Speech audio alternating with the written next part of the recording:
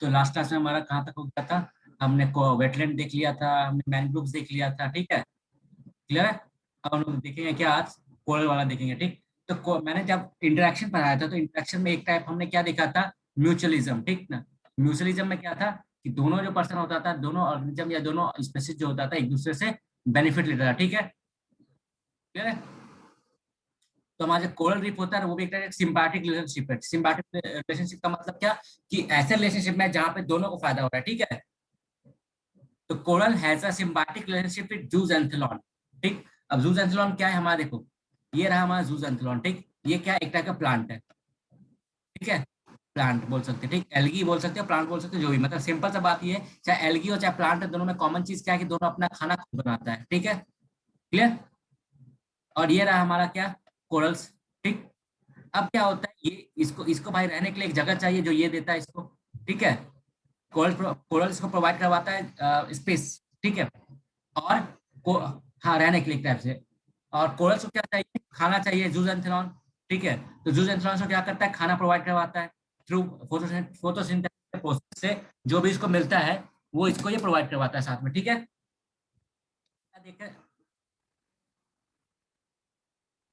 ना, कोरल एक टाइप से क्या हुआ ना, जैसे आपका देखा व्हाइट व्हाइट दिखा है ना पूरा।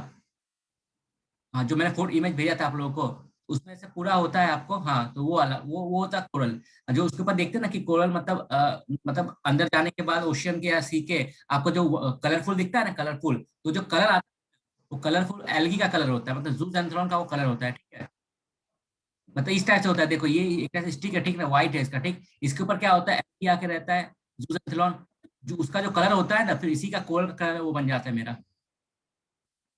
अगर मान लो कुछ अगर ओशियन का टेम्परेचर बढ़ता है या फिर उसका जो वो जो कंडीशन चाहिए कोरल्स को रहने के लिए, अगर वो कंडीशन में डिस्टरबेंस आता है तो क्या होगा कि ये फोटोसिंथेसिस कर नहीं पाएगा, ये डेथ कर जाएगा। ये डेथ कर जाएगा तो क्या होगा? सिर्फ ये जो अंदर का पार्ट है ये वाला सिर्फ बचेगा, व्हाइट व्हाइट पूरा, वो उसको हम लोग कहते हैं कोरल ब्लीचिंग।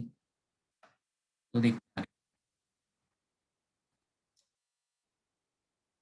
हाँ, लेकिन अब फूड नहीं मिलेगा अल्टीमेटली, वो क्या एक टाइप से वो आपका देखा जाए तो फिर वो व्हाइट व्हाइट पूरा रह जाएगा वो पूरा, मतलब उसके ऊपर कुछ रहेगा नहीं, ठीक है। तो रिलेशनशिप विद जूजेंथेलॉन, हाँ हाँ, लाइफ खत्म हो जाएगा।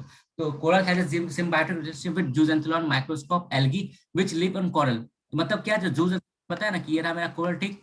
और इसके ऊपर कौन रहता है? मेरा जूजेंथेलॉन रहता है, ठीक है।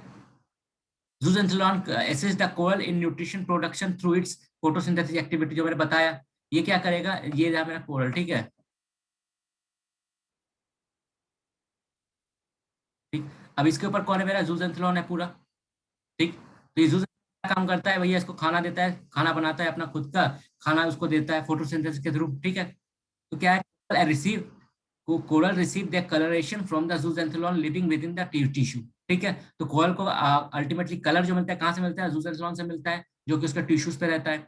Builder coral reef are tiny animals. अब कोरल जो रीफ होता है, वो जो कोरल रीफ हम लोग देखते हैं ना, वो क्या होता है अल्टीमेटली? देखो यहाँ पे हमने तो बोल दिया कि ये रहा मेरा क्या? कोरल रीफ है, ठीक है। इसके ऊपर जो कलर आ रहा है वो कहाँ से आ रहा है? आपका जूजेंथेलॉन से आ रहा है, ठीक। आएगा ना कि कोरल रीफ भी जो है, कोरल रीफ बनता तो बनता कैसे है, ठीक है। ये कोरल रीफ जो बना तो बना कैसे है? तो क्या होता है, एक छोटा एनिमल होता है, इसको कहते हैं पॉलिप्स, ठीक। अब उनका ये कैरेक्टर होता है कि वो जब डेथ करता है तो डेथ बॉडी एक के ऊपर एक रखना स्टार्ट करता है वो लोग, ठीक है। तो अब जब एक के ऊपर एक रखेगा तो क्या होगा? अल्टीमेटली ऐसा टाइम आएगा जब वो सी के ऊपर दिखना स्टार्ट हो जाएगा, तो उसको हम लोग कहते हैं कोरल आइलैंड फिर, ठीक है। तो builder of coral reef are tiny animals called polyps, clear. Majority of coral reef are found in the tropical and subtropical water, क्योंकि वहाँ उसको उस टाइप का टेम्परेचर मिल पाता है, ना ज्यादा गर्म ना ज्यादा ठंडा वाला, ठीक है। जैसे सब ट्रॉपिकल एरिया में मिलता है ज्यादातर ये। There are also deep water corals in colder region. Colder area में डीप वाटर मिलता है ज्यादा, ठीक है। सरफेस पे नहीं मिलता है कोल्ड वाटर, मतलब इनसाइड डीप वाटर मिलता है आपका। There are more cold water coral reef worldwide than the tropical reef, ठीक। अब क्या कोल्ड वाटर रीफ का मतलब क्या? जितना समुद्र गहराई में आपका कोल्ड एरिया में आपको रीफ मिलता है ना, कोल्ड रीफ, ठीक है, वो ज्यादा मिलता है एज कम्पेयर टू आपका सरफेस में या फिर मतलब आपका ट्रॉपिकल एरिया में, ठीक है। तो largest cold water water cold reef is roast reef of Norway. सबसे बड़ा जो कोल्ड वाटर रीफ है आपका वर्ल्ड का, तो नॉर्वे में है आपका रोस्ट रीफ, ठीक। तो एक बार शॉर्ट में फिर समझ लेते हैं हम लोग क्या, कि ये जो रहा है पॉलिप्स, ये एनिमल है, ठीक है, एक माइक्रो ऑर्गेनिज्म एनिमल का छोटा सा टाइनी एनिमल्स है, ये क्या करता है, एक के ऊपर एक डेथ करेगा तो क्या होगा कि अपना डेड बॉडी जमा करते रहेगा, अपना पूर्वजों का एक के ऊपर एक टाइप का शिट करते रहेगा। दूसरे कारण क्या होता है, ये क्या बनाता है, पॉलिप जो हमारा क्या बनाता है, कोरल रीफ बनाता है, ठीक है। ठीक है, अब ये कोरल रीफ बन गया, तो ये कोरल रीफ क्या होता है कि जूजेंथ्रॉन को एक टाइप से शेल्टर देता है और जूजेंथ्रॉन इसको बदले में फूड देता है। क्लियर?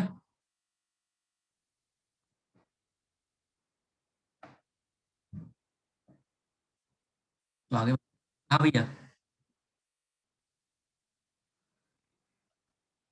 हाँ, अब देखो कोरल, ये रहा कोरल, ये डेथ किया, पॉलिप्स रहा, डेथ किया, एक के ऊपर एक जमा किया, कोरल बन गया, ठीक है। क्लियर? इस कोरल के ऊपर अगर मान लिया जूजेंथ्रॉन आ रहा है मेरा, और वो मतलब एक टाइप से इसके साथ म्यूचुअल रिलेशनशिप में है, तो ये बन जाएगा कोरल रीफ। ये डिफरेंस है मेनली। रीफ आते स्ट्रक्चर। अच्छा, अब देखो आगे, तो corals are generally slow growing and colonies of animal, ठीक है। अब कोरल जो होता है स्लो ग्रोइंग है, क्योंकि मैंने क्या बोला भैया, डेथ करेगा तो एक के ऊपर एक जमा करेगा, तो भैया मतलब टाइम लगता है ना उसमें। तो corals are generally slow growing animal colonies of animals while zooxanthellae are fast growing any plant. ठीक, कोरल जो है स्लो ग्रोइंग है उसका, और जो जूस एंथेलॉन है वो क्या फास्ट ग्रोइंग है। नेचुरल सा बात है ना, ह्यूमन में देखा जाए, लाइफ में एनिमल्स में या ह्यूमन में, तो क्या होता है, जितना लाइफ स्पेन आपका मतलब जो होता है बढ़ने का क्षमता, वो एनिमल्स में कम होता है एज कम्पेयर टू आपका प्लांट में ज्यादा ग्रो करता है, फास्ट करता है, ठीक है। They also refer as a tropical rain forest of the ocean. ये क्या होता है कि ओशियन का ट्रॉपिकल रेन फॉरेस्ट कहलाता है, क्यों, बिकॉज इसका डाइवर्सिटी, तो यहाँ पे क्या होता है, हाईली डाइवर्स होता है हमारा कोरल रीफ जो होता है।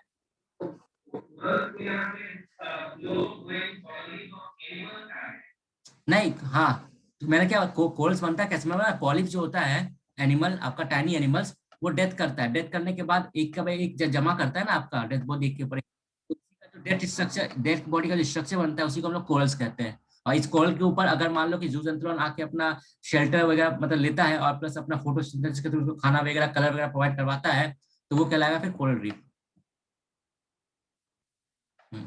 इसको हम लोग क्या कहते हैं, हाँ, हाँ, हाँ, नहीं तो जिंदा में तो इधर उधर भटकते रहेगा ना वो लोग, तो एनिमल्स है तो they are also referred to as, उसको क्या कहते हैं हम लोग, tropical rain forest of the ocean. क्यों? क्योंकि ट्रॉपिकल रेन फॉरेस्ट का फीचर क्या है कि यहाँ पे बहुत ज्यादा डाइवर्सिटी होता है मेरा, ठीक है, बहुत ज्यादा प्रोडक्टिव होता है उससे, जब हमारा कोरल रीफ है वो बहुत ज्यादा प्रोडक्टिव होता है, बहुत ज्यादा डाइवर्सिफाई होता है, ठीक है। और प्लस वहाँ पे बहुत मतलब अमाउंट में हमारा जो फिशिंग वगैरह है वो हमारा भी रहता है, क्योंकि अल्टीमेटली जहाँ खाना फिशिंग फिश रहेगा, ठीक। ये हो गया। हाँ, तो कोरल रीफ, हाँ। हाँ, सबसे बड़ा जो कोरल रीफ है आपको कौन सा है, ग्रेट बैरियर रीफ है, कहाँ, ऑस्ट्रेलिया का, ये रहा ऑस्ट्रेलिया, नॉर्थ ईस्ट में, यहाँ पर।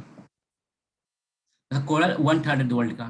तो कोरल्स आर जनरली स्लो, ये हो गया मेरा। Coral reef are classified depending on the location into fringe, patch and barrier and atoll. मैंने बताया था आपको ज्योग्राफी के अंदर। इसको जो क्लासिफाई हम लोग करते हैं, हाँ, इसको जो क्लासिफाई करते हैं, हाँ, ठीक है, इसको क्लासिफाई करते हैं हम लोग, क्या करते हैं कि ये उसके मतलब एक साइज के हिसाब से या फिर स्ट्रक्चर के हिसाब से उसको क्लासिफाई हम लोग करते हैं, ठीक है। मैं देख रहा हूँ तो अच्छी बात है।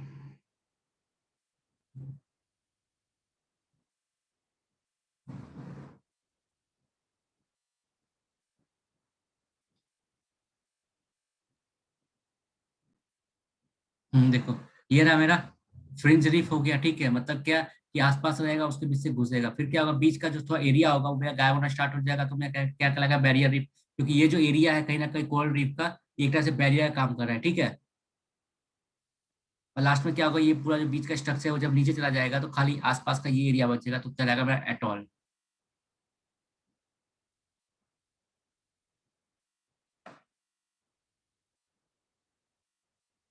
ये रहा, यहाँ से क्लियर हो जाए, देखो फ्रिंज रिफ में क्या होता है कि ये जो पूरा स्ट्रक्चर है पूरा का पूरा ऊपर आएगा ओशन का, ठीक है। बैरियर रिफ में क्या होता है, ये जो साइड से थोड़ा पार्ट होता है ना, वो थोड़ा सा सबडक्ट हो जाता है आपका ओशन के अंदर, क्लियर है। ये बैरियर हो जाएगा, क्योंकि ये पोर्शन क्या है, बैरियर काम कर रहा है आपका। और लास्ट में क्या होता है, ये पूरा पूरा बीच का स्ट्रक्चर गायब हो जाता है, तो फिर जो साइड का जो आपका बॉडी लाइन दिखता है वो दिखता है मेरा, तो उसको कहते हैं एटॉल। क्लियर? अब तो डेफिनेशन देख लेते थे। हम्म, तो fringe reef are continuous with the shore and they are the most common by occurrence reef Andaman. कहाँ मिलता है, हमें अंडमान में मिलता है, ठीक है। Patches reef are isolated and discultured patches lying shoreline of the, इतना पॉइंट नहीं है, खाली ये याद रखना है कि फ्रिंज रीफ है मेरा कहाँ मिलता है, अंडमान में मिलता है, ठीक है। और दूसरी बात जो मेरा ये और कहाँ कहाँ मिलता है, पार्क बे में मिलता है, गल्फ ऑफ मन्नार में मिलता है, गल्फ ऑफ कच्छ में मिलता है। बैरियर रीफ क्या होता है, हमने देखा क्या कि ये रहा मेरा, ठीक है, स्ट्रक्चर पूरा। अब पहले ये पूरा सेम टू सेम यहाँ पे था, अब क्या होगा, ये बीच से, इससे पहले मेरा यहाँ से था, यहाँ तक, ठीक है, क्लियर है, ऐसे था, ऐसे मान लो ऐसे था पूरा, ठीक है, ऐसे था, हाँ ठीक है। अब क्या होगा, यहाँ से थोड़ा पार्ट पानी में चला जाएगा, ठीक है, यहाँ पे पानी थोड़ा हो जाएगा। अब अल्टीमेटली तो क्या होगा, ये पूरा पार्ट ऐसे थोड़ा बन जाएगा, जो पहले ऐसे था अब वो ऐसे हो जाएगा, लाइक ऐसे, ऐसे, ठीक है, और यहाँ पे पानी घुस जाएगा, क्लियर है, ये मेरा बैरियर हो जाएगा। जैसे हमने देखा है ना आपका ये barrier reef are linear shoreline reef structure that run parallel to the coast line, जैसे हमने देखा है ना भितरनिका का छिलका में, छिलका लेक में, ठीक है, उड़ीसा का छिलका लेक मेरा क्या है, ये कोस्ट लाइन है मेरा, उसके पैरेलल ऊपर जाते रहता है ये, हाँ। तो बैरियर रीफ क्या होता है, पैरेलल में जाता है आपको, तभी तो बैरियर कर पाएगा ना, उसको रोक पाएगा टाइप से, linear. The water body between the reef and the shore in term is lagoon, जो मैंने कहा ना, छिलका लगून मेरा क्या है, यही था ना, कि मतलब ये जो रहा मेरा ये उड़ीसा का बॉर्डर, ये जिसके पैरेलल में जा रहा है जो मेरा छिलका लेक, वो एक तरह से वो लगून है, क्यों, क्योंकि बैरियर रीफ है, क्यों, अल्टरनेट पैरेलल वो जा रहा है उसके। अब कहीं ना कहीं एक टाइम वो पूरा अटैच होगा लैंड से, but because of some reason वो अब डीप थोड़ा सा डी अटैच हो गया है। ये तो बैरियर रीफ कहाँ कहाँ मिलता है आपको, अंडमान निकोबार लक्षद्वीप में मिलता है, लक्षद्वीप आपका अंडमान निकोबार में मिलता है, एटोल और सर्कुलर, जो मैंने एटोल बताया क्या बताया था, कि बीच का पूरा स्ट्रक्चर गायब हो जाता है और साइड में बस इतना बचता है। एटोल आर सर्कुलर और semi circular reef that arise from subbing sea floor platform as coral reef built keeping ahead of the substance। Example Lakshadweep और निकोबार में, तो मेनली याद ये रखना है हमारा कि लक्षद्वीप और निकोबार में हमारा मिलता ही मिलता है, लक्षद्वीप तो हमारा पूरा पूरा कोरल आइलैंड ही है। Among the four major reef in India, Andaman Nicobar are found to be very rich in species diversity। सबसे ज्यादा डाइवर्सिटी कहाँ मिलता है, अंडमान निकोबार में, ठीक है, उसके बाद लक्षद्वीप में है, उसके बाद गल्फ ऑफ मन्नार में है, ठीक है, और फिर गल्फ ऑफ कच्छ में है, क्लियर। और कोरल रीफ जो है मैंने क्या बताया था, कि वाइल्ड लाइफ प्रोटेक्शन एक्ट होता है, उसमें क्या होता है कि सबको प्रोटेक्ट करने के लिए शेड्यूल दिया गया, टोटल 6 शेड्यूल होता है, ठीक है, 6 शेड्यूल होता है। अब शेड्यूल 1 के अंदर जो जो एनिमल या प्लांट रहेगा, ठीक है, वो हाईली प्रोटेक्टिव होता है। सेकंड के अंदर जो रहेगा वो प्रोटेक्टिव होता है, बट पहले के कंपेयर में कम प्रोटेक्टिव। थर्ड में और कम प्रोटेक्टिव, फोर्थ में और कम प्रोटेक्टिव, 5 में और कम प्रोटेक्टिव, 6 में और कम प्रोटेक्टिव, ठीक है। यहाँ तक 5 वाले में ऐसा कैसे परमिशन लेके आप उसको मार भी सकते हो, जैसे जंगली सुअर ये सब हो गया आपका, नील गाय, जंगली सुअर ये सब, तो समझ गए। तो कोरल में क्या हाईली मतलब प्रोटेक्टिव जोन है मेरा, इसलिए इसको शेड्यूल 1 में डाला गया मेरा। तो coral reef is included in schedule 1 of the wildlife protection act 1972 which afford it the highest degree of protection, clear. Coastal zone management authority has have been delegated power under the environmental protection act. तो इसको आप manage करने के लिए, मतलब आपका जो coastal area में जो आपका होता है ना ये कोरल रीफ, उसको मैनेज करने के लिए क्या कोस्टल जोन मैनेजमेंट अथॉरिटी को पावर दिया गया under environmental protection act. Don't worry, हम इस एक्ट को अच्छे से देखेंगे बाद में। गंगा एक्शन प्लान ये 1986 में हमारा लॉन्च हुआ था, ठीक है, तो उसी का नाम टाइम टू टाइम चेंज करके कभी नमामि गंगे हो जाता है, तो कभी कुछ हो जाता है, लेकिन जो गंगा को साफ करने का काम है वो चल रहा है आज से मतलब 30-40 साल पहले से। अभी कितना साफ हुआ है पता नहीं, ठीक है। तो गंगा एक्शन प्लान कब लॉन्च हुआ था, 1986 में हुआ था। मिशन क्लीन गंगा कब लॉन्च हुआ था, 2009 में लॉन्च हुआ था, ठीक है। इसका ऑब्जेक्टिव था क्या, 2020 तक हमको कि कोई भी म्युनिसिपल सीवेज होगा या इंडस्ट्रियल वेस्ट होगा वो डायरेक्टली रिवर में रिलीज नहीं होगा विदाउट ट्रीटमेंट, ठीक है। मतलब 2009 में 20-15 हजार करोड़ के साथ एक प्रोजेक्ट लॉन्च हुआ था मिशन क्लीन गंगा। उसका ये ऑब्जेक्टिव था कि 2020 तक, मतलब आज से 12 साल के बाद, मेरा कोई भी मतलब म्युनिसिपल का मतलब कोई भी कचरा, ठीक ना, मेरा कोई भी ड्रेनेज सिस्टम या फिर कोई भी इंडस्ट्रियल जो वेस्टेज है बिना ट्रीटमेंट के रिवर में डायरेक्टली रिलीज नहीं किया जाएगा, क्लियर। तो बस नाम चेंज होता है, काम नहीं। तो देखो उसका क्या, national clean Ganga basin authority एक बॉडी है हमारा, national Ganga river basin authority. इसको चेयर करते हैं प्राइम मिनिस्टर। तो ये इंपॉर्टेंट फैक्ट है, याद रख लेना, फिर कंफ्यूजन हो सकता है, जल शक्ति मिनिस्ट्री देके कंफ्यूज कर सकता है, ठीक है।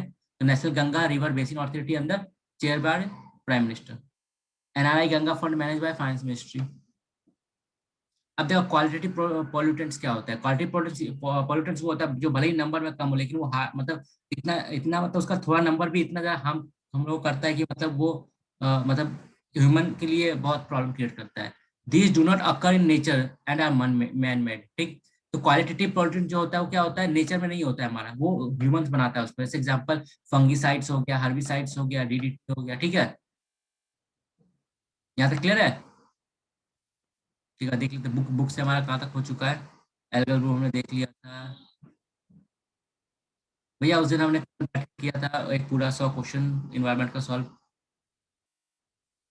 एक टेस्ट से सॉल्व किया था हमने कल बैठ के, पूरा 100 क्वेश्चन कल किया था। कल किया था यही। आप 50 क्वेश्चन तो परसों रात को कर लिया था, और बाकी रेस्ट ऑफ 50 कर लिया था दोपहर पे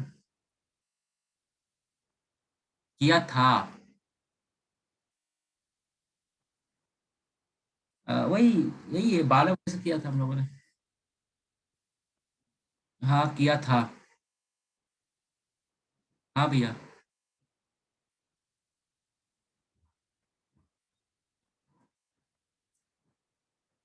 अच्छा देखो ना यार, ना वो तो परसों रात को डिसाइड हुआ था करने का। अच्छा ठीक है, तो ये देखो भैया। अच्छा ये तो है, यहाँ तक मेरा हो चुका है, ठीक है। तो चैप्टर 4 तक मेरा इसके हिसाब से मेरा कंप्लीट हो चुका है, मतलब 400 पेज के बुक में 90 पेज हमारा कंप्लीट हो चुका है। तो अब देखते हैं हम लोग क्या चैप्टर 5 इसके अकॉर्डिंग हमारा स्टार्ट हुआ, क्या होगा, इन्वायरमेंटल पॉल्यूटेंट्स, ठीक है। देखो अब देखते हैं कौन कौन सा मेजर पॉल्यूटेंट्स है हमारा। कार्बन मोनोऑक्साइड है हमारा, ठीक। तो कार्बन मोनोऑक्साइड जो क्या है वो कलरलेस गैस है, ऑर्डरलेस गैस है, produced by incomplete burning of carbon based fuel, ठीक है। जो इनकम्प्लीट बर्निंग होता है लाइक पेट्रोल का, डीजल का, वुड का, इससे भी हमारा कार्बन मोनोऑक्साइड प्रोड्यूस होता है हमारा, ठीक है। नेचुरल और सिंथेटिक प्रोडक्ट जो होता है उसका भी हाफ बर्निंग से प्रोड्यूस होता है। लोअर द अमाउंट, ये अल्टीमेटली क्या काम करता है, ह्यूमन बॉडी में जब जाता है तो क्या करता है कि जो हमारा हीमोग्लोबिन जो होता है ना, वो जो ऑक्सीजन को बाइंड करने का काम करता है, तो उस बाइंडिंग को कहीं ना कहीं इफेक्ट करता है और उसको लोअर करता है, जिसके कारण क्या होता है कि हमारा जो ब्लड स्ट्रीम है उसके ऊपर इफेक्ट पड़ता है हमारा। तो lower oxygen in blood can slow our reflexes and make us confuse and sleepy, clear. Difficult difficult in breathing, severe head, irritation to mucus membrane irritation होता है, ठीक है, मतलब नाक में आपका, अनकॉन्शियस करता है और डेथ भी कॉज कर सकता है आपका, ठीक है। अब देखते हैं दूसरा एलिमेंट में आपके लीड है। लीड क्या है, ये क्या होता है, मेनली पेट्रोल और डीजल में प्रोड्यूस मतलब इसको यूज किया जाता है, ठीक है, एज अ फ्यूल का वो कंपोनेंट के तौर पे। उसके बाद क्या होता है, लीड बैटरीज में भी ये पाया जाता है, ठीक है, पेंट में भी होता है, ठीक, जो घर में पेंट, हेयर डाइज में भी होता है, ठीक है, जो कलर वगैरह बालों में करते हैं उसमें भी पाया जाता है हमारा। Can cause nervous system damage and digestive problem and cause cancer. Mainly क्या है कि आपका नर्वस सिस्टम का डैमेज भी कर सकता है, ठीक है, डाइजेस्टिव प्रॉब्लम भी कर सकता है, उसके बाद कैंसर भी कॉज कर सकता है हमारा, ठीक है। कार्सिनोजेनिक है हमारा ये। Damage kidney and brain, brain को भी डैमेज कर सकता है, किडनी को भी डैमेज कर सकता है, ठीक। उसके आरबीसी के साथ मतलब इंटरफेयर भी कर सकता है ये, उसको भी मतलब कहीं ना कहीं लॉस कर सकता है। अब तीसरा एलिमेंट है हमारा क्या, ओजोन पॉल्यूटेंट। हमारा तीसरा जो पॉल्यूटेंट है कौन है, ओजोन है। अब क्या है ओजोन का क्या है ना कि देखो, अगर स्ट्रेटोस्फेयर में है आपका, आप मतलब एटमोस्फेयर में है तो क्या है कि आपका वो गुड है, ह्यूमंस के लिए अच्छा है, क्योंकि भैया वो क्या होता है कि यूवी रेज जो आता है उससे हमको बचाता है, ठीक है। लेकिन जो लोअर होता है ना, lower level like ground ground के आसपास जो ओजोन होता है वो हमारे लिए पॉल्यूटेंट्स है, क्योंकि उससे हमें बहुत नुकसान होता है, ठीक है। तो beneficial in upper atmosphere but harmful in lower atmosphere. In the upper layer, in the upper layer, हाँ, in the upper layer of the atmosphere, it shield the earth from the harmful ultraviolet rays of the sun. At the ground level, it is a pollutant with highly toxic effect. Clear है? अपर अपर में beneficial but lower वाले में क्या है, ये toxic element के तौर पे काम करता है, ठीक है। तो industries are the major source of ground level ozone emission. तो व्हीकल्स और जो इंडस्ट्रीज होता है वो मेजर सोर्स है हमारा ग्राउंड लेवल ओजोन का, ठीक है। इससे नुकसान क्या होता है, आंखों में जलन, आंखों में इचिंग होगा, आंखों में जलन होगा, ठीक है, आंखों से पानी निकलेगा। Lower our resistance to cold and pneumonia, ठीक। Ground level ozone is formed when vehicles emission containing nitrogen dioxide and volatile organic compound intersect in the presence of sunlight। अब क्या था, वैक्यूल्स है वो क्या निकला भैया, नाइट्रोजन निकला, ठीक है। नाइट्रोजन निकला तो क्या हुआ, उसके बाद आपका सनलाइट, कुछ ऑर्गेनिक कंपाउंड भी आपका निकला। तो ये दोनों क्या होता है कि सनलाइट के प्रेजेंस में रिएक्ट करके आपका एक टाइप से ओजोन कंपाउंड बनाता है, जो कि हमारे लिए बहुत नुकसान होता है।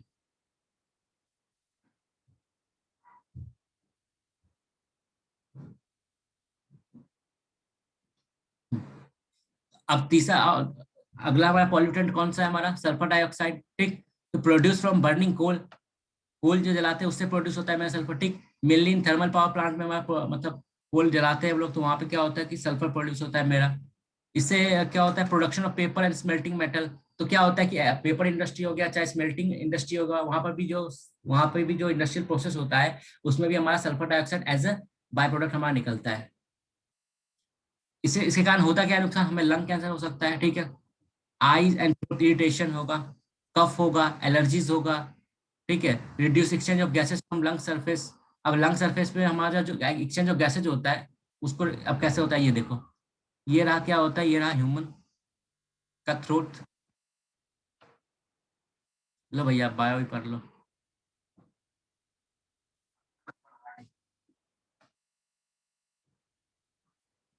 ये एक टाइप से हो रहा है हमारा लंग्स, ठीक। लंग्स के अंदर क्या होता है कि मटकी टाइप का बहुत सारा क्या होता है, ऐसे ऐसे फैला होता है, ठीक है।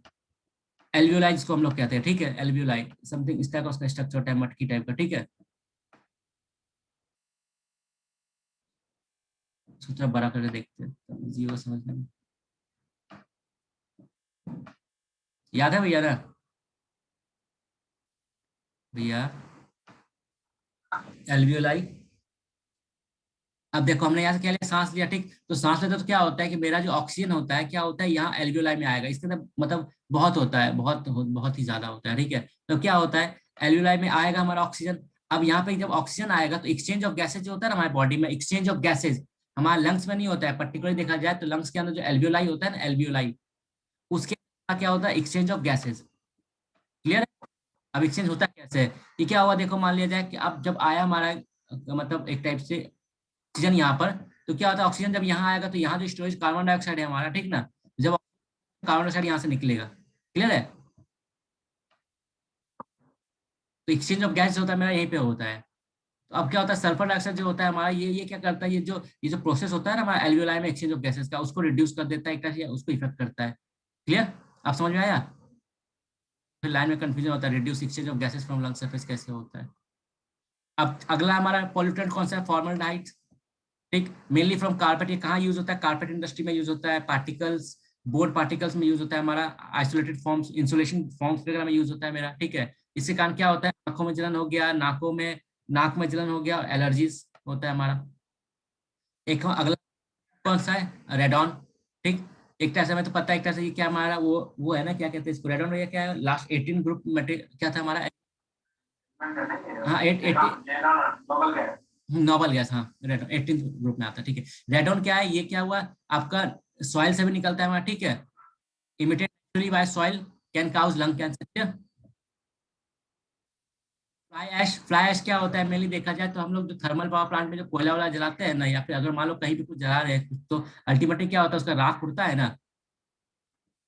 हाँ तो वो भी हमारा कहीं ना, वो भी हमारा पॉल्यूटेंट ही एक टाइप से, क्योंकि उससे भी नुकसान होता है। अब क्योंकि वो जो राख उड़ता है उसके उसके में क्या होता है कि बहुत सारा आपका हार्मफुल एलिमेंट्स भी रहता है, ठीक। जैसे एग्जांपल फ्लाई ऐश में क्या होता है आपका, एल्युमिनियम सिलिकेट हो सकता है, ठीक है, सिलिकॉन डाइऑक्साइड होता है, कार्बन डाइऑक्साइड होता है, एलिमेंट का नाम याद कर लेना क्योंकि आ चुका है एक बार, ये क्या क्या पाता है। एल्युमिनियम सिलिकेट होता है, सिलिकॉन डाइऑक्साइड होता है, कैल्शियम ऑक्साइड होता है, सिलिका हुआ, एल्युमिनियम हुआ, ऑक्साइड हुआ, oxide of iron, calcium, magnesium and toxic metal like lead, arsenic, quartz, मतलब सब कुछ रहता है इसके अंदर, कॉपर, ठीक है। कैप्चर, अब क्या होता है थर्मल पावर प्लांट में क्या होता है कि भैया ये पहला बात तो ये, अगर एटमोस्फेयर में जाएगा तो वहाँ नुकसान करेगा, दूसरा बात ये इसमें इतना यूजफुल आपका मेटल्स वगैरह है, तो ये भी अगर मान लो रिलीज हो जाता है तो कहीं ना कहीं हमारा रिसोर्सेज का वेस्टफुल हो रहा है। इसलिए क्या होता है कि आपको बोला गया कि थर्मल पावर प्लांट के अंदर आप इलेक्ट्रोस्टैटिक प्रेसिपिटेटर लगाओ, जिससे क्या हुआ होगा कि ये जब फ्लैश निकलेगा वहां से तो ये इसको कैप्चर कर लेगा और फिर बाद में हम उसे एक्सट्रैक्ट कर सकते हैं ये सब मतलब मेटल्स, ठीक है। अब फ्लाई ऐश जो है हुआ, अब क्या कि अगर नेचर में जाएगा तो मेरा कहीं ना कहीं नुकसान करेगा, इसलिए एक दूसरा पॉलिसी क्या है कि फ्लाई ऐश को क्या को स्टोर करके आप उसको अलग सेक्टर में यूज करो, ठीक है। Utilisation of fly ash, clear. अब क्या कहाँ कर सकते हैं हम लोग, ईंटा बनाने में यूज कर सकते हैं, ठीक है। Fly ash are lighter in weight and offer high strength and durability, मतलब नॉर्मल ईंटा जो हम बनाते हैं मिट्टी से, ठीक है, उसके कंपेयर में जो फ्लाई ऐश से ईंटा बनाएंगे वो क्या होगा, हल्का भी होगा, ठीक है, और ज्यादा मजबूत भी होगा और ज्यादा दिन तक टिकेगा भी, clear. Can be use in reclamation of the wasteland, ठीक है। अब जो मेरा वेस्टलैंड है जो कि अनफर्टाइल लैंड है तो उसको रिक्लेम करने में ये लोग यूज कर सकते हैं कि फ्लाई ऐश वहां जाके छीट दिया हमने, फिर बाद में वो लैंड अपने आप में रीग्रो होना स्टार्ट हो जाएगा, मतलब उसका फर्टिलिटी इंप्रूव होगा। कैन इंक्रीज द क्रॉप या क्रॉप यील्ड, मतलब क्रॉप का जो मतलब प्रोडक्टिविटी वो भी बढ़ा सकता है ये, ठीक है। And also enhance water holding capacity of the land. तो लैंड का जो वाटर होल्डिंग कैपेसिटी उसको भी कहीं ना कहीं इंप्रूव करता है ये, ठीक है। अब अगला हमारा पॉल्यूटेंट कौन सा है, सस्पेंडेड पार्टिकुलर मैटर, जिसको हम लोग पीएम 2.5 और पीएम 10 कहते हैं। क्लियर है, पार्टिकुलर मैटर।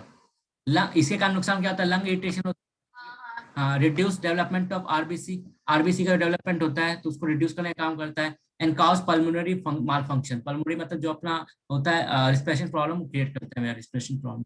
अब ये बता आरबीसी का लाइफ कितने दिन का होता है, life of RBC, life cycle of RBC.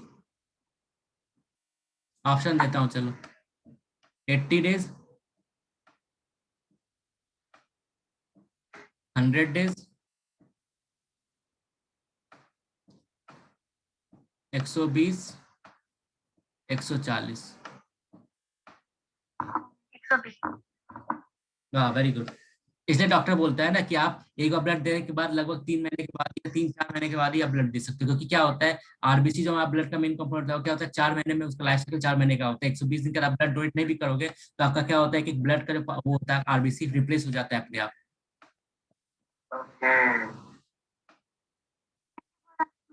मैं ये बोला कि आरबीसी जो होता है 120 दिन में आपका क्या होता है ना, आपका रिप्लेस हो जाता है, डेथ कर जाता है, ठीक है। तो अगर मान लिया कि अगर आप मतलब डॉक्टर ही बोलते हैं इसलिए 4 महीने के बाद ही आप ब्लड दे सकते हैं एक बार देने के बाद। तो क्या होता है, मान लो आपने ब्लड दे दिया आपने, ठीक ना, तो नॉर्मली जब ब्लड चला गया तो आपका वो जो ब्लड चला गया तो अल्टीमेटली क्या होता है, न्यू ब्लड तो बन ही जाएगा ना। अगर आप मान लो ब्लड डोनेट नहीं भी करते हो तब भी क्या होता है कि अल्टीमेटली वो तो ऐसे ही उसका जो आपका आरबीसी और डेथ करके न्यू बनने ही वाला है वैसे भी। दो या ना दो, वो तो डेथ करके फिर अपना न्यू बनेगा ही बनेगा।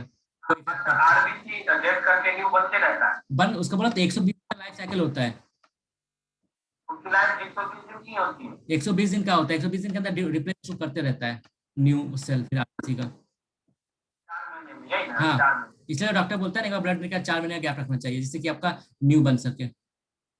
ठीक है, अब अगला हमारा जो पॉल्यूटेंट है कौन है, हमारा हाइड्रोकार्बन। तो हाइड्रोकार्बन क्या एक तरह से कार्सिनोजेनिक इफेक्ट होता है, मतलब ये हमारा कैंसर कॉज करता है, ठीक है। इफेक्ट कहाँ कहाँ होता है, हमारा लंग्स पर होता है, किडनी पे होता है, ठीक है। हाइपरटेंशन हो जाता है, ठीक है। रेस्पिरेटरी डिस्ट्रेस हो जाता है, हमारी आंखों में जलन होता है, नाक में जलन होता है, गले में जलन होता है, अस्थमा होता है, ब्रोंकाइटिस ब्रोंकाइटिस होता है, ठीक है। मरकरी हमारा अगला पॉल्यूटेंट है, इससे हमारा क्या नुकसान होता है, नर्वस डिसऑर्डर होता है मेरा, ठीक है। इंसोमेनिया होता है मेरा, ठीक। मेमोरी लॉस होता है मेरा, इरिटेशन होता है मेरा, मीनामाटा डिजीज। ये याद रखना कि मरकरी से जो है मेरा एक होता है मीनामाटा डिजीज। याद रखने का सबसे अच्छा तरीका क्या है, इधर भी एम है, इधर भी एम है, ठीक है। नहीं, वो माता अलग है, ये मिनी माता एक जापान का शहर के नाम पर नाम रखा गया है। तो मिनी माता देश किसके कारण होता है, मेरा मरकरी कारण होता है, याद रखना है बस। एक अगला पॉल्यूटेंट हमारा कौन सा है, कैडमियम है हमारा हमारा। उसका इफेक्ट क्या होता है, ये दिल पे इफेक्ट करता है, ठीक है। डायरेक्ट हार्ट पे ही इफेक्ट करता है। हाँ, याद रखने का जुगाड़ क्या है, कैट है ना यहाँ पे, तो कैट से हो गया कैडबडी, ठीक है। तो कैडबडी वही प्यार मोहब्बत से जोड़ के देख लो, तो दिल पे अफेक्ट करेगा, ठीक है। तो क्या कैडमियम कान क्या होता है आपका, इटाई इटाई डिजीज होता है, ये भी याद रखना पड़ेगा थोड़ा सा, ठीक है। हाँ, आउच आउच डिजीज भी सुनते हैं हम लोग, ठीक है। क्लियर है, तो पूरा पूरा मतलब याद है। हाँ भैया, तो बहुत लोग बोलते भी है भाई। हाँ, तो देखो वही बोला ना, याद रखना बहुत इजी है, ठीक ना। इटाई इटाई को आप इलू इलू बोल सकते हो, ठीक ना। तो इलू इलू होगा क्यों होगा, ठीक है। तो दिल पे असर पड़ेगा, क्यों दिल पे असर पड़ेगा, तो आप कैडबरी लोगे, कैडबरी लोगे तो फिर आउच आउच होगा, ठीक है। ठीक है, तो याद रखने का जुगाड़ हो गया एक तो। हाँ, तो इसमें होता क्या है आपका, पेनफुल डिसऑर्डर होता है बोन्स और जॉइंट्स के अंदर, क्लियर। और उसके बाद क्या होता है, लंग्स और लिवर कैंसर भी हो सकता है, ठीक है।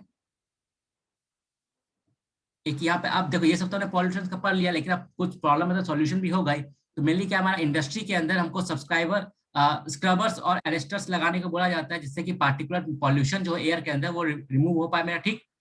ठीक है, क्लियर है, ये नाम याद रखना है, अरेस्टर्स और स्क्रबर्स। अरेस्टर होता क्या है, ये क्या करता है, separate particular matter from contaminated air. Air से जो होता है आपका पार्टिकुलर मैटर को सेपरेट कर देता है, ठीक है ये। अब स्क्रबर्स क्या काम करता है, clean air for both dust and gases by passing it through a dry और वेट पैकिंग मटेरियल। मतलब क्या होता है, एक लेयर बना होता है इसमें कि सूखा हुआ गीला हुआ, सूखा हुआ गीला हुआ, इससे कि जब एयर पास करेगा तो यहाँ पे गीला हो जाएगा, ठीक है। गीला होने के बाद क्या होगा, अपने आप भारी हो जाएगा सिंपली, तो वहां पर स्लो मतलब आपका नीचे हो जाएगा, और जो थर्मल बचेगा वापस सूख के फिर होगा, फिर गीला होगा, फिर नीचे गिरेगा, ठीक है।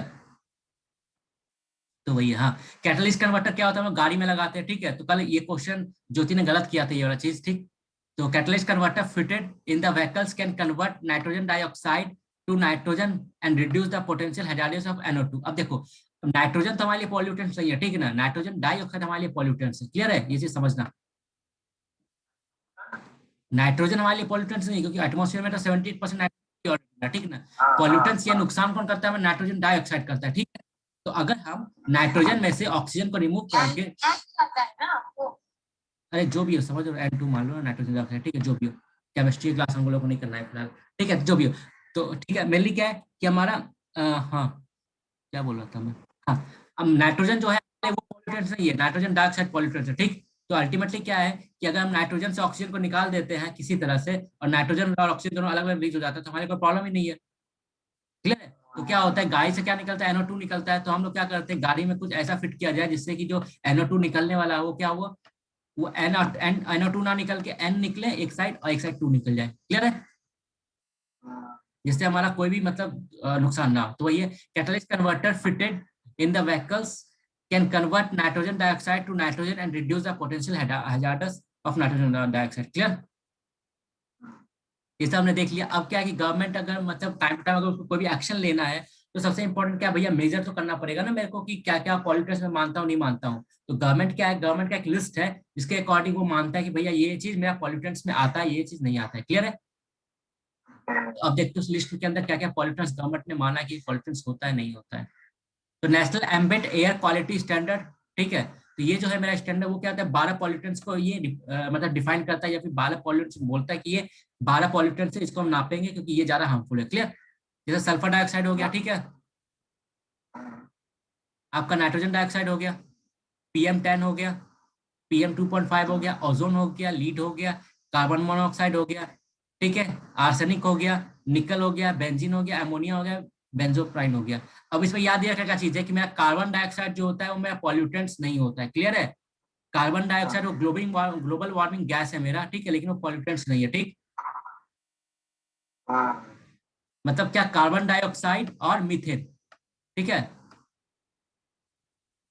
कार्बन डाइऑक्साइड मीथेन, और मीथेन मेरा क्या है, CH4 होता है भैया वैसे, लेकिन छोड़ दो, केमिस्ट्री नहीं पढ़ रहा, मीथेन लिख दिया, ठीक है। तो जो भी है, तो कार्बन डाइऑक्साइड और मीथेन क्या है, ये दोनों मेरा क्या है, ग्लोबल वार्मिंग गैस है, ठीक ना। लेकिन ये दोनों मेरा पॉल्यूटेंट्स नहीं है, इसलिए कंफ्यूज करने के लिए ऑप्शन दे सकते हो, और देता भी है वो लोग, ठीक है। तो ये याद रखना है। ये है ग्लोबल वार्मिंग गैस और हाँ, ये वाला कंफ्यूज करने के लिए आपको दे देता है पॉल्यूटेंट्स की लिस्ट में कि भैया फाइंड आउट करो, लेकिन वही बात याद रखना है कि कार्बन डाइऑक्साइड और मीथेन जो मेरा है वो ग्लोबल वार्मिंग गैस है, वो पॉल्यूशन नहीं कॉज करता है हमारा, ठीक है। अब देखते हैं, दूसरा मेजर भी है गवर्नमेंट का, नेशनल एयर क्वालिटी इंडेक्स, ठीक है। ये 2015 में लॉन्च हुआ था, प्राइम मिनिस्टर ने लॉन्च किया था, ठीक है। ये इसके अंदर 6 कैटेगरी डिफाइन किया गया है कि like example good air quality है या सेटिस्फैक्ट्री है, दिल्ली के अंदर स्पेशली पर डे न्यूज़पेपर में आते रहता है ये चीज न्यूज में। मॉडलिटी पॉल्यूटेड है या पुअर है, वेरी पुअर है, सीवियर है, ठीक ना। तो उसके हिसाब से सबको एक कलर दिया जाता है, ठीक। अब इसके अंदर क्या होता है, इस लिस्ट ने क्या था, 12 पॉल्यूटेंट्स को डिफाइन किया था, एक्सेप्ट किया, ठीक है। इसने क्या किया, ठीक है। अब देखते हैं हम लोग क्या, इसको मैंने इसलिए पार्ट टाइम अंडरलाइन नहीं किया बिकॉज इन दोनों जो कॉमन है वो कॉमन हम लोग याद रख लेंगे, जो एक्स्ट्रा इसमें बचेगा वो एक्स्ट्रा याद देखेंगे अलग से, ठीक है। तो याद करते हैं, इसमें 12 है, इसमें 8 है, तो देखते हैं कौन कौन सा कॉमन है, क्योंकि ये चीज भी पूछ लेता है कौन कौन सा कॉमन है। तो देखो यहाँ पर सल्फर डाइऑक्साइड है, यहाँ पर sulphur dioxide, clear. Nitrogen dioxide इधर है, नाइट्रोजन डाइऑक्साइड इधर भी है, क्लियर। PM10 2.5, ठीक है, clear. Carbon monoxide, carbon monoxide clear. Ozone, ozone clear. NH3 भैया लीड ही होता है ना, कि ammonia, ammonia sorry, ammonia, ammonia. NH3 हो गया, ammonia, clear. Lead, PB, lead, ठीक है। अब 4 में एक्स्ट्रा क्या होता है, आर्सेनिक, निकल, बेंजीन और बेंजोपाइन, ठीक है। तो मतलब मेन मेन कॉमन कौन कौन सा है हमारा, एक नाइट्रोजन डाइऑक्साइड हो गया, ठीक है, एक सल्फर डाइऑक्साइड हो गया, ठीक है, ओजोन हो गया, लीड हो गया, कार्बन मोनोऑक्साइड हो गया, ठीक है, और हो गया। मेनली इतना तो मेरे को याद रहना ही चाहिए, ठीक है, क्लियर है। एक हमारा ये टर्म है हमारा putrescibility, process of decomposition of organic matter present in water by microorganisms using oxygen. मतलब वाटर उसमें क्या करते हैं हम लोग कि माइक्रोऑर्गेनिज्म को डाल देते हैं, फिर वो क्या करता है ऑक्सीजन का यूज करके उसका डिकम्पोजिशन करके ना अल्टीमेटली लेक को साफ करता है। लेकिन इतना बात यही है ना, ये बुक में था तो मैंने इंक्लूड कर दिया समझने के लिए, लेकिन इतना ज्यादा मतलब कोर जो टर्म्स है इतना नहीं आने का चांसेस है, क्योंकि इतना वो नहीं करता है। अब देखते हैं बुक के हिसाब से हमारा कहाँ तक कंप्लीट हुआ है। अब देखो ये सब तो बच्चों वाला चीज है ना, कि एग्जांपल उतना पूछने वाला नहीं कि काउजेज ऑफ पॉल्यूशन क्या होता है, अर्बनाइजेशन हो गया, रैपिड इंटरनेशन हो गया, अनकंट्रोल्ड ह्यूमन पॉपुलेशन हो गया, अनकंट्रोल्ड एक्सप्लॉयटेशन ऑफ नेचर हो गया, fire, radio activity, volcanic eruption, तो वो नहीं मेनली। फिर अलग कार्बन डाइऑक्साइड हमने मोनोऑक्साइड यहाँ से देख लिया, सब वहां पर जो जो इंपॉर्टेंट यहाँ देख लिया, ठीक है। फिर हमने लीड देख लिया, ओजोन देख लिया हमने, ठीक है, फोटोकेमिकल्स देख लिया हमने वहां पर। अब तो जो जो इंपॉर्टेंट था वहाँ पे ऑलरेडी है। फ्लाई एज देख लिया, उसका एडवांटेज कहाँ का, सीमेंट इंडस्ट्री में यूज हो सकता है, ब्रेक इंडस्ट्री में यूज हो सकता है, तो ये आपका अब सबका ये लिस्ट दिया गया है, बैठ के कर सकते हो, लेकिन उतना इंपॉर्टेंट नहीं है, रफ आइडिया आप लोगों ने लगा लिया ऑलरेडी वहाँ पे, तो जितना मैंने दिया नोट्स में उतना ही कर लो, वही काफी है। गवर्नमेंट ने क्या क्या इनिशिएटिव लिया है यहाँ पे हमने देख लिया है, कि दो दो मेनली इंडेक्स उन्होंने निकाला है, हमने देख लिया, ठीक है। अब मिटिगेट कैसे करना है हम लोग को, तो वही है, ट्रैफिक रिड्यूस करो, ठीक है, डीजल जो होता है उसको रिड्यूस करो, ठीक। और उसके बाद क्या होता है कि आपका इलेक्ट्रिक व्हीकल्स को प्रमोट करो, ठीक है, टैक्स पॉल्यूटिंग मोड लाओ आपका, ठीक है, ये अपना अपग्रेड करो, गाड़ी गाड़ी को वॉकिंग और साइकिलिंग के लिए प्रमोट करो, ये सब है, वो सब नॉर्मल सा बात है। वाटर पॉल्यूशन ये सब वो अच्छा देखते हैं। हाँ, अब अगला टॉपिक क्या है मेरा, बायोकेमिकल ऑक्सीजन डिमांड, ठीक। अब इसका मतलब सिंपल सा ये होता है, मैंने क्या बताया, एक अगर लेक होता है मेरा, ठीक है, अब क्या होता है उसके अंदर मान लिया जाए कि माइक्रो ऑर्गेनिज्म जो आया, जो कि मान लो कि डेथ बॉडी को वहाँ पर डिकम्पोज करता है आपका, ठीक है। तो अब क्या होता है उसको डिकम्पोज करने के लिए उसको भी तो भैया खाना चाहिए ना, उस माइक्रो ऑर्गेनिज्म को भी, तो उसको क्या होता है ऑक्सीजन, ठीक है। तो अब नेचुरल से बात है उसको ऑक्सीजन, अल्टीमेटली क्या, अगर मान लिया जितना जितना आपका लेक गंदा होगा, ठीक है, आपको ये माइक्रो ऑर्गेनिज्म को खाना उतना ज्यादा चाहिए, ऑक्सीजन ज्यादा चाहिए, उसका ऑक्सीजन का डिमांड उतना मेरा। तो इसका मतलब क्या सिंपल था कि जितना ज्यादा मतलब बायोलॉजिकल ऑक्सीजन डिमांड में, बायोकेमिकल ऑक्सीजन डिमांड मेरा जितना ज्यादा होगा, इसका मतलब क्या है कि लेक मेरा उतना ज्यादा पॉल्यूटेड है, क्लियर। लेक मेरा जितना ज्यादा पॉल्यूटेड होगा उतना ज्यादा मेरा ऑक्सीजन का डिमांड वहां बायोकेमिकल ऑक्सीजन डिमांड होगा मेरा, ठीक है। और लेक जितना साफ होगा उतना कम होगा मेरा, ठीक है। इस बात को दिमाग में रखना है, बस बस खत्म, और कुछ नहीं है यहाँ पे, देखो फिर भी देख लेते एक बार डेफिनेशन। तो amount of dissolve oxygen needed by bacteria in decomposing the organic waste present in water, clear है, जितना ऑक्सीजन उसको चाहिए, बराबर जितना एनर्जी उसको चाहिए एक टाइप से, जो ऑलरेडी वाटर के अंदर जो आपका मतलब ऑर्गेनिक वेस्ट है उसको डिकम्पोज करने के लिए, ठीक है। तो नेचुरल से बात है, अगर वाटर के अंदर ज्यादा आपका ऑर्गेनिक वेस्ट होगा तो पॉल्यूटेड होगा वाटर, और ज्यादा जितना ज्यादा ऑर्गेनिक वेस्ट होगा उतना ज्यादा उसको ऑक्सीजन चाहिए उसको डिकम्पोज करने के लिए, ठीक है। हेलो।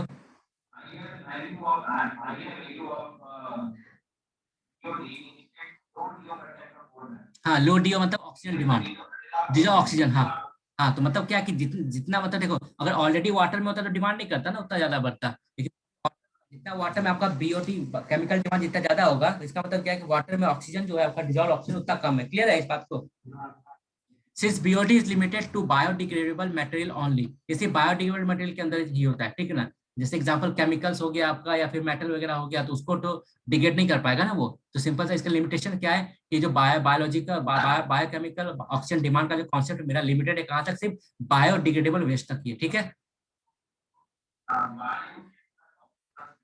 हाँ, therefore it is not a reliable method of measuring pollution load in water, ठीक है। इसलिए ये हमारे उतना सोर्स नहीं है, क्योंकि ये बायोडिग्रेडेबल या फिर जो नॉन बायोडिग्रेडेबल होता है उसको तो मेजर नहीं कर पाता, इसे बायोडिग्रेडेबल पे मेजर करता है, इसलिए ये उतना ज्यादा ऑथेंटिक या उतना ज्यादा हमारा फुल प्रूफ कैसे मतलब मेजरमेंट का टूल नहीं है, क्लियर।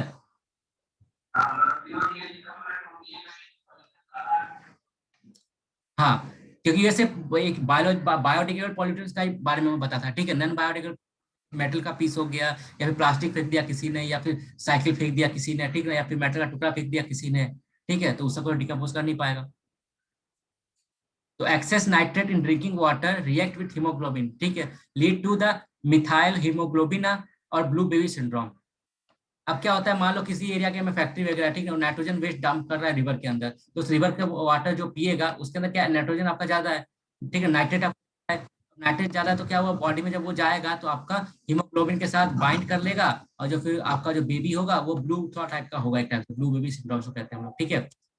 ये बहुत बार क्या होता है, बेबी जब इसका ब्लू बेबी का मतलब क्या होता है, अल्टीमेटली उसका जो ब्लड फ्लो है ना, मतलब जो ब्लड फ्लो करता है बॉडी के अंदर, वो उतना ज्यादा इफेक्टिव नहीं होगा। इसलिए देखा होगा बहुत बार क्या होता है, डॉक्टर जो होता है, जो न्यू बॉर्न बेबी होता है हल्का का जब ब्लूइश होता है ना, तो डॉक्टर उसका उल्टा करके उसके पेशाब पे थपकी देता है, ठीक है, जिससे कि उसका बॉडी का ब्लड फ्लो, मतलब जो ब्लड फ्लो है वो ठीक हो थोड़ा सा, कि रोए और थोड़ा सा। क्लियर है? तो बस याद ये रखना है कि जो ब्लू बेबी सिंड्रोम होता है क्यों होता है, because of excess nitrate in drinking water.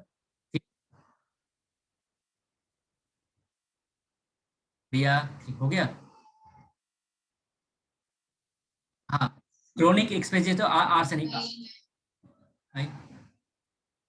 भैया लेफ्ट नहीं किए होंगे, भैया का कॉल आ गया। अच्छा देखो ये, हाँ, तो क्या हुआ, अब हमने देख लिया यहाँ पर क्या ब्लू बेबी सिंड्रोम जो होता है because of excess drinking water, ठीक। अब दूसरा क्या है मेरा, ये देखो, अब एक्सेस आपका आर्सेनिक होता है ना, आर्सेनिक आर्सेनिक मतलब ज्यादा अगर आप एक्सपोजर में आते हो तो आपको एक डिजीज होता है, इसको कहते हैं हम लोग ब्लैक फुट डिजीज, ठीक है। तो black foot disease is caused due to excess exposure to arsenic. Clear? अब वाटर, ये एक टाइप का एक्वेटिक वीड है, can purify water by taking some toxic material and a number of heavy metal from water. तो water है क्या है, हैनाथाइट। वो एक टाइप से वाटर वीड है जो कि वाटर को प्यूरिफाई करता है। कैसे करता है कि वो आपका जो वाटर होता है उसका, वो क्या करता है, वो प्लांट वाटर को प्यूरिफाई करता है, कैसे, वो टॉक्सिक एलिमेंट्स को एक टाइप से ग्रैब करके ऑर्डर करके। एक सेकंड रुकना। हेलो। हाँ, दीदी कहाँ पर है? फोन ऑफ कर रहा है सुबह से, मेरे को लगा क्या हो गया, क्या नहीं हो गया सुबह से, मोबाइल ऑफ।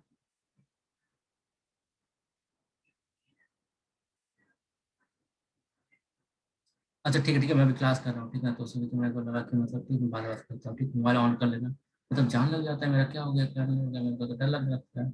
अचानक से गायब हो जाएगा तो मेरा क्या होगा, सब गायब हो जाता है अचानक से। हाँ। हाँ, हेलो।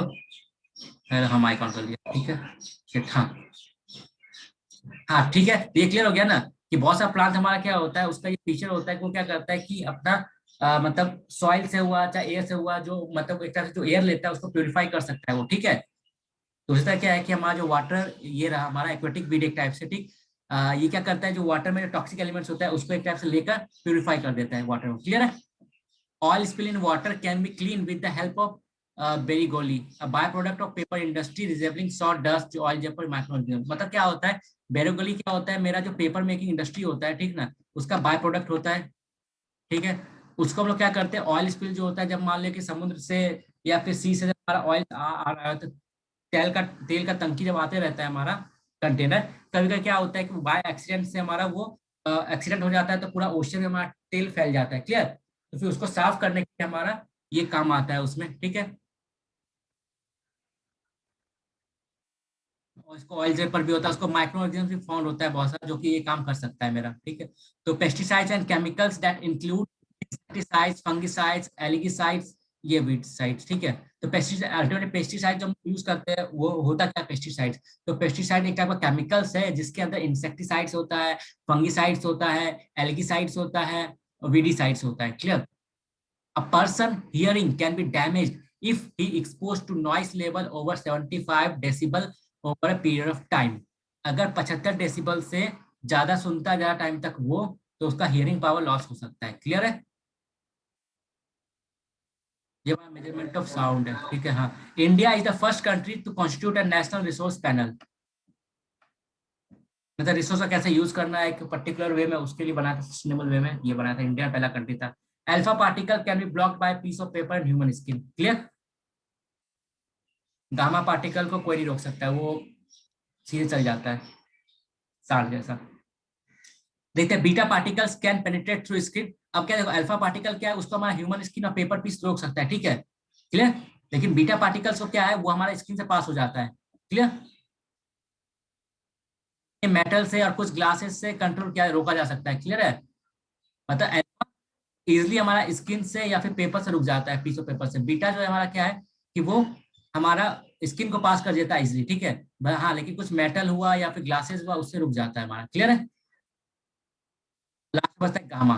तो gamma rays can penetrate easily to human skin and damage cell on its way through reaching far and can be blocked by thick, very thick, strong, massive piece of concrete. ये क्या, concrete से और lead का हम लोग बनाते हैं ना, लीड का कंक्रीट जा सकता है। तो अल्टीमेटली क्या है, गामा रे सबसे ज्यादा हम हार्मफुल होता है, क्यों? क्योंकि ये सीधे मतलब ह्यूमन स्किन को इजिली पेनिट्रेट करके उसको सेल को डैमेज कर सकता है। अल्फा पार्टिकल से उतना खतरा नहीं है हमें।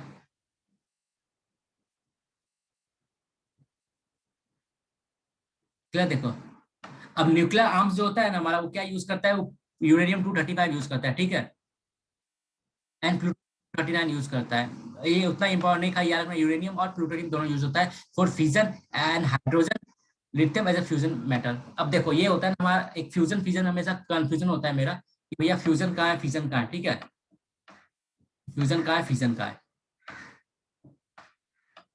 अब बस एक चीज सोच, अच्छा एक चीज सोचना। हाँ बता भैया, एक सेकेंड, हाँ। हाँ, अब देखो कंफ्यूजन दूर करने का सबसे इजी क्या है, फिश, FISH फिश होता है ना। तो फिश आपको कहाँ मिलता है, अर्थ पे मिलता है आपका, ठीक है। तो मतलब क्या है, जो फ्यूजन है आपका कहाँ होगा, अर्थ पे होगा। न्यूक्लियर पावर प्लांट के अंदर क्या होगा, फ्यूजन होता है, क्लियर है। और फ्यूजन जो होता है वो सन में होता है, क्लियर। और ये हाइड्रोजन बम जो होता है ना मेरा, उसमें भी फ्यूजन ही होता है मेरा, क्योंकि उसको भी अनकंट्रोल्ड वे में फोड़ा जाता है। तो थर्मल हमारा जो पावर प्लांट होता है, मतलब थर्मल बोल रहा है ये, हमारा जो न्यूक्लियर पावर प्लांट होता है उसमें क्या होता है, हमारा फ्यूजन होता है, क्यों? FI फिश, तो अर्थ पे फिश, तो fusion, fusion.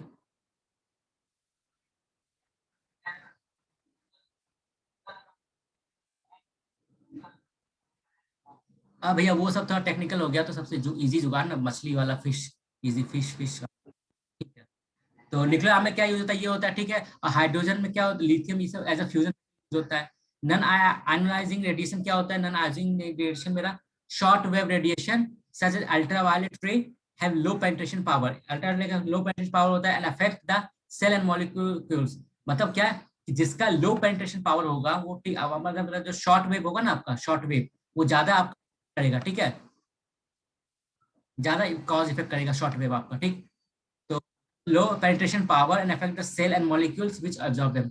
It damage eyes which may be caused by reflection from the coastal sand.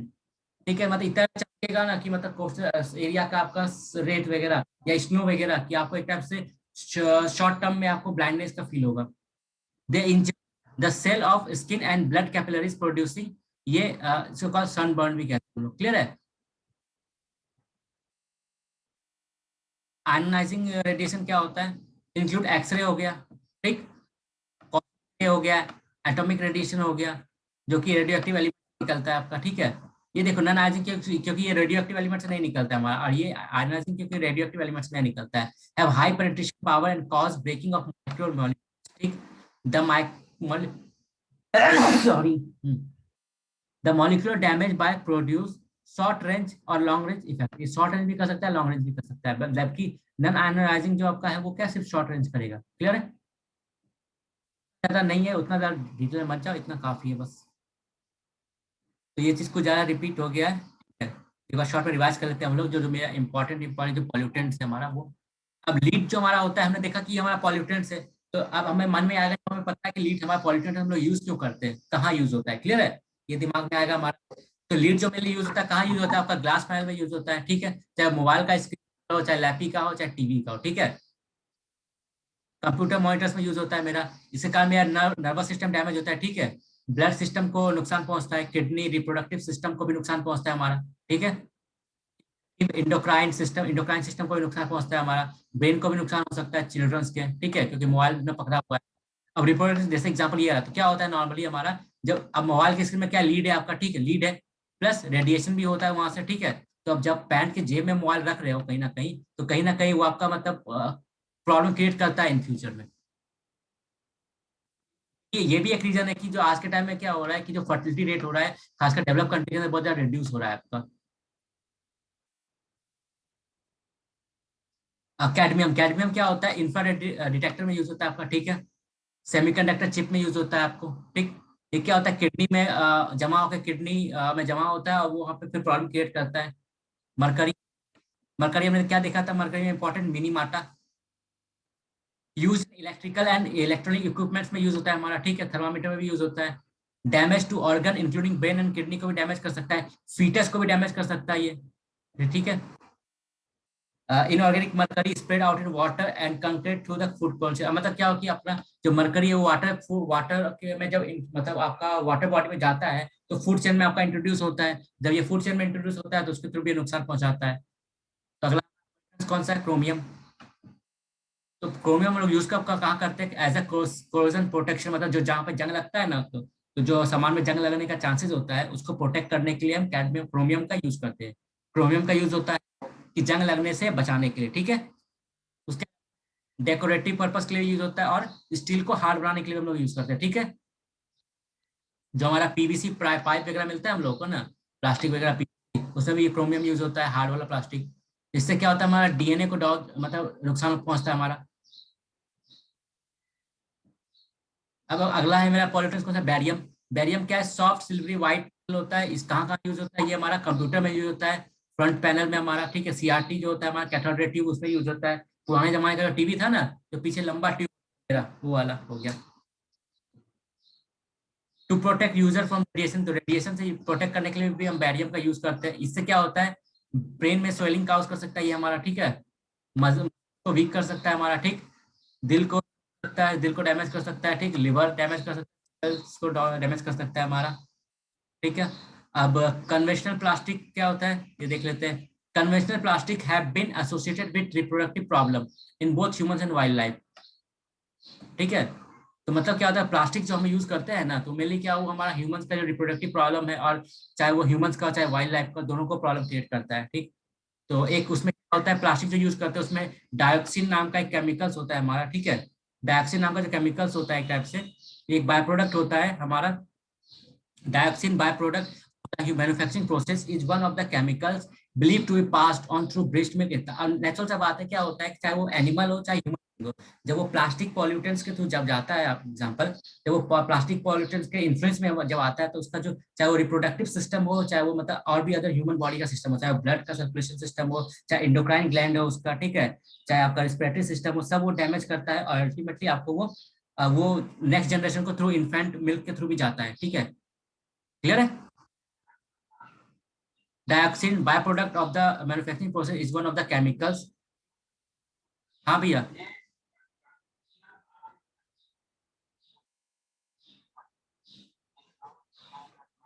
हाँ,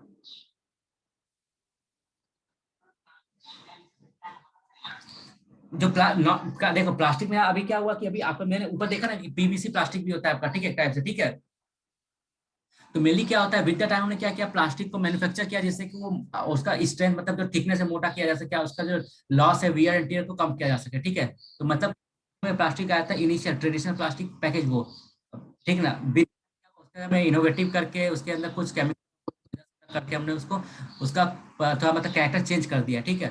लेकिन जो हमारा ठीक है ना, तो उसका मतलब यही है कि जो प्लास्टिक बैग वगैरह हो गया जो देखते हैं ना, गाय वगैरह खा लेता है, एडवर्टाइजमेंट है ना, गोड़िया प्लास्टिक खा गई, गोड़िया प्लास्टिक खा गई गाय। हाँ, तो वही वाला है। तब जब गोड़िया प्लास्टिक खाएगी तो क्या होगा कि उसका डाइजेस्टिव सिस्टम में प्रॉब्लम होगा, डाइजेस्टिव सिस्टम प्रॉब्लम होगा तो फिर उसको जो मिल्क निकलेगा उससे, तो वो उसके अंदर वो भी हमारे मतलब कहीं ना कहीं वो भी इफेक्ट करेगा उससे, क्लियर है। तो वो केमिकल्स पास होगा उसके मिल्क के थ्रू पास होगा, उसके गोबर में पास होगा, उसके गौमूत्र में पास होगा, ठीक है। तो गाय तो वही खाती है, एग्जाम्पल रोड पे जो स्कूल घूम रहा है या फिर जो में गाँव पालता भी है तो एक्सीडेंटली या फिर किसी रीजन से वो प्लास्टिक वगैरह खा लेता है, वेस्टेज खा लेता है, तो फिर वो ना कहीं ना कहीं उसके मिल्क में हमें मिलता है, ठीक है। और फिर जो जिसको पवित्र मान के आप पूरा गौमूत्र पूरे पी रहे हैं उसमें भी वो चीज आएगा। उसका डाइजेस्टिव सिस्टम से गोबर निकल रहा है, उसको अगर आप ये सोचे खा रहे हो कोरोना से बच जाएंगे हम लोग, तो उसमें भी आपको वही चीज मिलेगा, ठीक है। हम्म, ठीक है। तो the process of burning waste in large furnace at high temperature known as incineration मतलब क्या होता है कि बड़ा बड़ा क्या होता है, जैसे मान लो दिल्ली में आपका एक था ना, एक जगह जहाँ पे बहुत सारी जगह हो, यहाँ पे होता है क्या कि भैया सिंपल तरीका क्या है कचरा को रिड्यूस करने का, कचरा को जमा करो, कचरा को जमा करके जगह पे लाओ, एक बड़ा सा वो रहेगा भट्टी, उसमें कचरा को डाल दो, कचरा जल जाएगा, कचरा साफ हो गया, ठीक। तो ट्रेडिशनल नहीं मानते कचरा रिड्यूस करने का तरीका, ठीक है। लेकिन विद द टाइम पता चला कि नहीं भैया इसमें तो नुकसान है, क्यों, क्योंकि कचरा तो नंबर क्वांटिटी में तो हमारा कचरा कम हो जा रहा है, ठीक है, लेकिन वो ये रहा है कि भैया वो जब कचरा जला रहे हो तो उससे गैस निकल रहा है, वो हमारे एटमोसफेयर में जा रहा है, क्लियर है। वो जो एटमोसफेयर में जा रहा है तो फिर वो अलग ही अपना प्रॉब्लम क्रिएट कर रहा है, ठीक है। तो यहाँ पे क्या होता है कि यहाँ पे जो process of burning waste in large furnace at high temperature, इसमें क्या होता है बहुत ही हाई टेम्परेचर में हम लोग कचरा होता है उसको जला रहे हैं, ठीक है, वेस्ट को जला रहे हैं, तो उस प्रोसेस को हम लोग क्या कहेंगे, इंक्रीनेशन, क्लियर है। अब दूसरा प्रोसेस क्या होता है कचरा रिड्यूस करने का मेरा, प्लोराइसिस। इसमें क्या होता है process of combination combustion in absence of oxygen, इसमें क्या होता है एब्सेंस ऑफ ऑक्सीजन हो रहा है, ठीक है, इसमें प्रेजेंस ऑफ ऑक्सीजन था इंक्रेशन में, क्लियर। तो process of combustion of in absence of oxygen or a burn under control atmosphere of oxygen, ठीक ना, या तो मतलब कंप्लीटली एब्सेंट ऑफ ऑक्सीजन होगा या फिर लिमिटेड अमाउंट ऑफ ऑक्सीजन वहां पर रहेगा, ठीक है। Thus obtained can be use as a fuel, जिससे क्या होता है कि उसको हम लोग मतलब थोड़ा सा एक लिमिटेड ऑक्सीजन के प्रेजेंस में या फिर एक लिमिटेड ऑक्सीजन के प्रेजेंस में या फिर पूरा ऑक्सीजन के एब्सेंस में ही हम लोग उसको एक टाइप से कंबस्ट करते हैं, ठीक है, जलाते हैं, जिससे कि वो अल्टीमेटली कुछ मतलब एक टाइप से सॉलिड या लिक्विड फॉर्म में हमको मिले और उसको हम लोग एज दूसरा फ्यूल के तौर में यूज कर सके, क्लियर है, ठीक है। अब अगला मेरा क्वेश्चन क्या है, कंपोस्टिंग। कंपोस्टिंग का तो सिंपल सा मतलब क्या है, biological process in which micro organisms mainly fungi and bacteria decompose degraded organic waste into humus like substance in the presence of oxygen. तो मतलब क्या होता है जो देखा है ना नॉर्मली कि हम लोग खाद फर्टिलाइजर कैसे बनाते हैं, ये गोबर वोबर, ठीक है, उसमें सब्जी वगैरह डाल के मतलब वेजिटेबल्स जो सड़ गया उसको डाल देते हैं, ठीक है, वहाँ पे अर्थवर्म वगैरह जो होता है वो क्या काम करता है, उसको अल्टीमेटली तोड़ ताड़ के अपना एक टाइप का कंपोस्ट बना देता है हमारा, ठीक है, एक टाइप से फर्टिलाइजर या खाद जिसको बोलते हैं ऑर्गेनिक खाद हमारा, ठीक है, ऑर्गेनिक खाद भी हमारा एक टाइप से क्या है, कंपोस्ट है हमारा, ठीक है। तो बायोलॉजिकल प्रोसेस क्यों, क्योंकि इसमें जो माइक्रो ऑर्गेनिजम्स होता है हमारा वो इन्वॉल्व होता है, ठीक है। तो biological process in which micro organisms mainly fungi and bacteria decompose, ठीक है, degradable organic waste into humus like substance in the presence of oxygen, ठीक, तो खुला पूरा होता है ये। This finished product which looks like soil is high in carbon and nitrogen and is an excellent medium to for growing plant, clear है, ठीक है भैया। हम्म, तो हमारा फिर क्या था, यहाँ तक हम लोग का कंप्लीट हो चुका है, ठीक, कंपोस्टिंग हमने देख लिया क्या कि भैया बायोलॉजिकल प्रोसेस होता है जिसमें कि जो माइक्रो ऑर्गेनिजम्स होता है या फिर जो हमारा एनिमल टाइनी एनिमल्स होता है वो हमारा क्या काम करता है, जो ऑर्गेनिक वेस्ट होता है उसको एक तरह से ब्रेक डाउन मतलब ऑर्गेनिक मैन्योर में कन्वर्ट कर देता है, जो कि हमारा एक टाइप से हमारा फर्टिलाइजर के रूप में यूज हो सकता है, ऑर्गेनिक फर्टिलाइजर के रूप में, ठीक है। अब अगला अगला मेरा क्या आता है, वर्मी कल्चर, ठीक, वर्मी कल्चर क्या होता है, known as earthworm, known as earthworm farming. इसमें क्या होता है, नाम से पता है वर्मी कल्चर, इसमें क्या होता है अल्टीमेटली आप जो अर्थवॉर्म होता है उसका यूज करके एक टाइप से सॉइल्स का जो आपका न्यूट्रिशंस है वो आप बढ़ाते हो, ठीक है। Earthworm to the compost, these worm break the waste and the added excreta to the worm makes the compost very rich। तो अल्टीमेटली क्या काम करता है ये कि जो भी आपका सिंपल देखो इसमें क्या होता है कि अगर मान लो खेत है आपका, ठीक है, उसके अंदर मिट्टी है, ठीक ना, मिट्टी है, अगर कोई और वेस्ट भी है, ठीक ना, वेस्ट के अलावा पॉली वगैरह भी है, ठीक ना, सुबह सुबह का हल्का होने वहां चला गया, ठीक है, तो क्या करेगा अल्टीमेटली वहां पर उन सबको ब्रेक डाउन करके आपका ब्रेक डाउन करके ऑर्गेनिक एक टाइप से वेस्ट बना देगा, ऑर्गेनिक कंपाउंड बना कन्वर्ट कर देगा, जिससे कि आप इजिली आपका जो सॉइल का फर्टिलिटी वो इम्प्रूव होगा, ठीक है। ज्यादा तो नहीं हो रहा है ना आज, एक साथ एक काम करते हैं,